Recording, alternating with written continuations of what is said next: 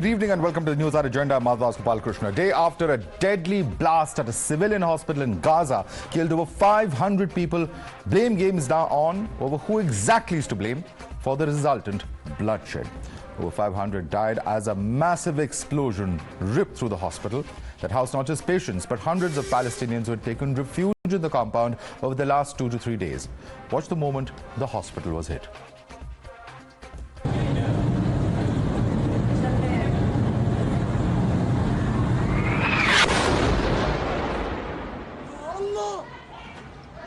يا الله يا الله يا الله مستشفى ديزل مستشفى ديزل يا رب يا رب. Israel and Hamas are now trading blame for the bloodshed, which is said to be the deadliest single strike on civilians in Gaza since the conflict began. Hamas and Palestinian authorities claim that Israeli forces hit the hospital, speculating the presence of Hamas base around the premises, citing a post by Israeli Prime Minister spokesperson that the claim has now been deleted. IDF says that it is a Palestinian group, Islamic Jihad, that is behind a misfired rocket that hit the hospital. Piece by piece, Israel has put together a sequence of events to claim that it was a rocket barrage fired by Islamic Jihad from a nearby cemetery that hit the parking lot outside the hospital. It's produced maps showing the trajectory of the rocket, videos of the impact and details of the attack aftermath to prove its point. Israeli military has also released a recording that they claim is between two Hamas operatives discussing the blast. بس بقول لك اول مره بنشوف الصاروخ زي هيك والشظايا هذه فبقول لك تبع الجهاد صواريخ الجهاد الاسلامي هاي فهم بقولوا تبعون الجهاد الاسلامي شكله من عين بيحكوا ان الشظايا تبعت الصاروخ انه الشظايا محليه مش زي شظايا. And Israel has also furnished before and after images of the attack site to try and establish that the missile was fired from within the Gaza Strip. It has shared images of the parking lot to show that there's very little damage at the site of the fire. Also, the walls of the parking lot are intact, and then it has shared images of the crater size of usual IDF missile attacks, comparing it with little or no presence of a crater in the hospital attack case. All these pictures, Israel says, shows that the attack is caused by a short flight of the rocket fired from Gaza itself. Also, IDF has shared a video of the rocket movement, which they claim very clearly shows what exactly has transpired. Let's take a look at this video and whether this video and what really the claim, in fact, coming in from the IDF side is. You can see the manner in which there is rockets being fired.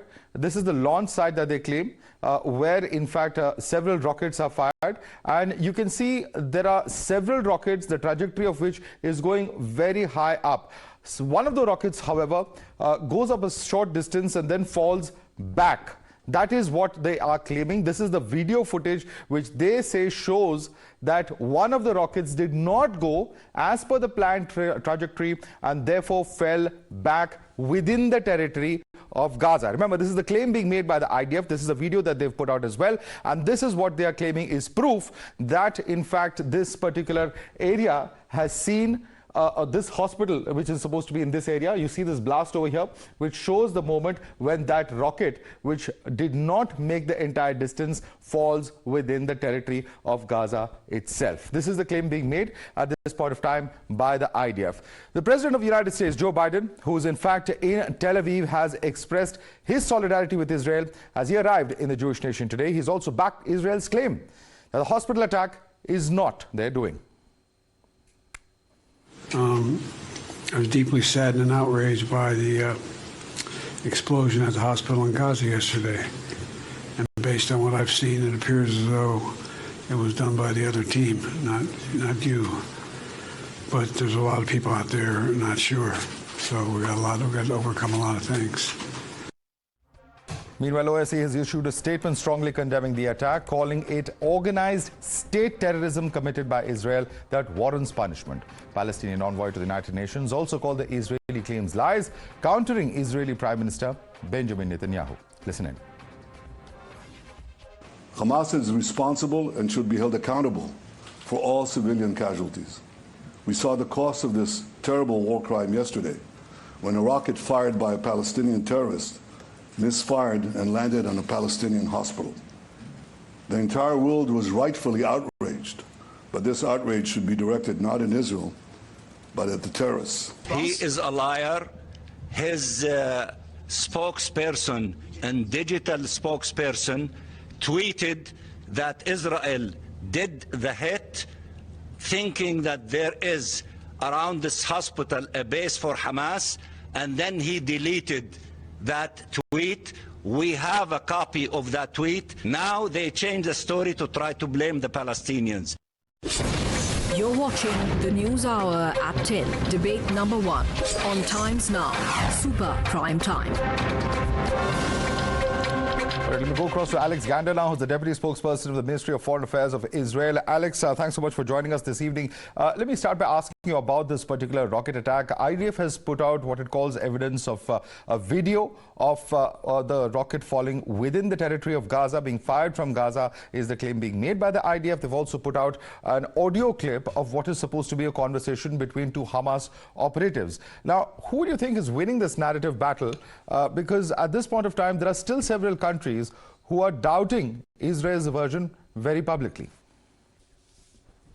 Well, we have shown the information available on open sources and also by our intelligence that this rocket absolutely was fired by the Palestinian Islamic Jihad, and the shrapnels hit that parking lot in the hospital in Gaza. Unfortunately, this double war crime by the Palestinian Islamic Jihad and by Hamas, by trying to fire from civilian population areas directed at civilian population areas is egregious. Those countries that still support Hamas's claim, by the way, I'll give you a few more points. The rocket that was fired and then exploded in the parking lot about several minutes later, about 20 minutes later, Hamas came out with figures of people killed. It started at 200, then escalated to 300, and 10 minutes later was 500. It's very interesting how you can account that amount of people being killed in 10 minutes. Israeli Defense Forces took their time in order to investigate, because we take it very seriously and not as part of an information war.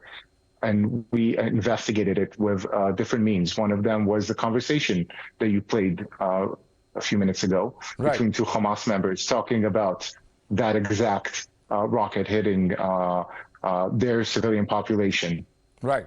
Later on, we also had a video. Yes, let me just come in over here and ask you what the Palestinian envoy of the UN has said. He has alleged that your Prime Minister is not being truthful. He points out to two things. One, he claims, is that a digital spokesperson in Israel had put out a tweet confirming the hit only to delete it later. He also says that a hospital in question had been warned by Israel a few days ago, asking its authorities to evacuate the premises. How do you respond to that? Well, firstly, he used the word lied, not saying truthfully, you're being an honest gentleman. So thank you, sir. That's firstly. I can say that the Palestinian envoy to the United Nations has lied himself because of those irrefutable evidence that were shown to the President of the United States, were also shared with UN member states and UN officials. These evidence are serious, irrefutable, and are analyzed not only by Israeli intelligence personnel, but also by international researchers.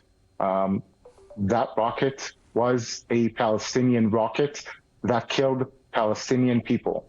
We know that for the last several engagements we had with Hamas in the Gaza Strip, about 25% of their rockets, which are homemade inside of the Gaza Strip, misfire and land in Palestinian civilian population. They hide it. By the way, they're excellent at information wars and usually love to show pictures that come out of those areas. Unfortunately, today we haven't seen any pictures coming out of the hospital. Okay. Today we haven't seen one picture in broad daylight. One of the claims that we make is that there's no crater. When an air bomb dropped from an airplane hits the ground, it creates a crater. We have very specific weapons that we use, and you can see the crater that they produce. That weapon did not create a crater. It was Yes, we refer to that. Shrapnel from the rocket. Yes, we refer to that as well while we were introducing the story and yes. one of the things that IDF has claimed. But I want to ask you more about the implications of what's just happened in the last 24 hours. Now, Saudi Arabia and the UAE are two countries which have been seen as being closer to Israel in the recent past than they have been earlier. But now they've also going to come out and condemned this attack and blamed Israel for it. Do you see this stance as some kind of a setback?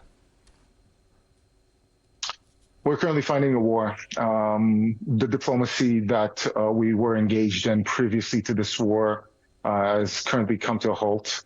We still have great connections with countries that are part of the Abraham Accords, and we hold these connections dearly. We have an open line of communication with those states, and we will continue it after this is done. We are very focused on this war. We're focused on eradicating Hamas from the Gaza Strip and returning it to its civilians. We have no wish to return to Gaza and control it. We have no wish to go back to what happened previously to 2006 when Israel completely withdrew from the Gaza Strip. The Gaza Strip is run by Hamas. It's the de facto governing body, and we need to eradicate this terrorist organization that is closer to ISIS than to anything else. Right. Also, one would have assumed that these countries would have perhaps helped in some kind of negotiation, helped perhaps in, relief and humanitarian measures. But do you think all of that, suffers a setback, and particularly in terms of what Israel's plans are for a ground attack that's been spoken about many times, where does that stand now? Well, allow me not to divulge any military information on your show. I will leave this to the IDF as Israeli soldiers' lives are on the line. Regarding negotiations, absolutely. Israel is currently speaking with many countries regarding the situation. We need the support of many countries in this situation. And this war is waged both on the ground, in the air, in the sea, but also in international forums, such as the UN. We saw today the UN Security Council's resolution that was vetoed. We saw other conversations between our high-ranking diplomats in different capitals around the world, speaking to their leaders, ambassadors here on the ground in Israel that are communicating back to their capitals, and many, many foreign ministers and other state officials that are coming to visit here in Israel as well. We are fighting this war on all fronts, and we're focusing very heavily on those fronts in order to protect the citizens of Israel. My last question to Mr. Gandler. You've seen the statement that the OIC has issued today, where they have condemned what they're calling an Israeli act of aggression. Brutal aggression is what they say. But the question that many are asking, apart from the OIC countries also, is that where are the residents of Gaza supposed to go? Egypt isn't allowing them in. They find themselves boxed in. Are we looking at a situation where there could be a huge, manifold increase in the number of civilian casualties if there is further attack? Well, the request by the state of Israel and by the IDF of Gazan civilians to move south past the Gaza Wadi, what is called the Gaza Wadi, into safer areas is in compliance with international law in order for the IDF to conduct its operations in the northern Gaza Strip without harming those civilians. We see those lives dearly. We do not want to harm any civilians. We understand that there is a very, very large force of Hamas terrorists that is stationed in northern Gaza Strip. That is their first line of defense, especially underground. We're talking about years of tunnel digging in the Gaza soil, which is also a sandy soil, which allowed for those tunnels to be dug quite easily. There is another city under Gaza.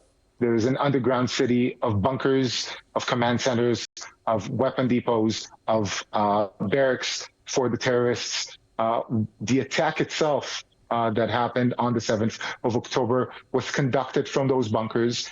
The terrorists came out of those bunkers. We have GoPro videos of them coming out of houses that are stationed above tunnels. So we know of that underground city. And what we want to do is to have the Gaza civilian population as far away as possible from those areas, which will be battlefields. All right, I'd like to thank you so much, Alexx Gandler, for joining us and sharing with us Israel's perspective on what has transpired and what we can expect in coming days. Thank you so much for that. Let me take this